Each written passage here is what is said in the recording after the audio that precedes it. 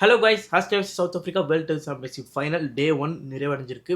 டே 1 முடிவில் எந்த டீம் வந்து அப்பர் ஹேண்டில் இருக்குது அப்படின்னு கேட்டிங்கன்னா, 2 டீமுமே வந்து 50-50 சம்மில் தான் இருக்குது. நீங்கள் சொல்லலாம் ஆஸ்திரேலியா அணி வந்து செம்மையாக பவுலிங் போட்டு சவுத் ஆஃப்ரிக்கா கதற விட்ருக்காங்க, நாளைக்கெலாம் முதல் சீசன்லேயே முடிச்சு விட்ருவாங்க அப்படின்னு சொல்லலாம். எனக்கு என்னமோ வந்து பவுமா ஏதோ பண்ண போகிறாரு டே 2ல் அப்படின்னு தோணுது. பவுமா செஞ்சுரி அடிக்கும் வாய்ப்பு இருக்குது. பவுமா டேவாக மாறுறதுக்கு நிறைய வாய்ப்புகள் இருக்குது.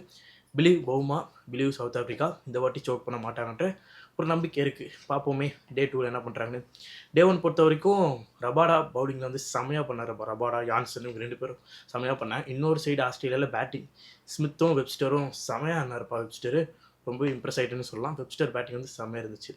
அதுக்கப்புறம் அந்த சைடு சவுத் ஆஃப்ரிக்கா பேட்டிங் பார்த்தோம்னா ஃபுல்லாக வந்து சொதப்பல், ஒரு தடுமாற்றம், ஒரு கதகளி ஆட்டம் ஆடிக்கிட்டு இருக்காங்கன்னு தான் சொல்லணும். பவுமாவும் வந்து தடவிட்டு தான் இருக்காப்புல. ஆனால் நாளைக்கு சம்பவம் பண்ண போகிறார். டே 2ல் சம்பவம் இருக்குது, வெயிட் பண்ணி பாருங்கள். பெடிங்கம் வந்து ஃபைனலாக வந்து 2 4 அடித்து ஒரு 30 முடிய வேண்டியது ஒரு 40 வரைக்கும் கொண்டு போனார். அது ஒரு நல்ல விஷயந்தான். நீங்கள் வெயிட் பண்ணி பாருங்கள். டே 2ல் வந்து பவுமா சம்பவம் இருக்குது, அதை மட்டும் நீங்கள் நோட் பண்ணி வச்சுக்கோங்க.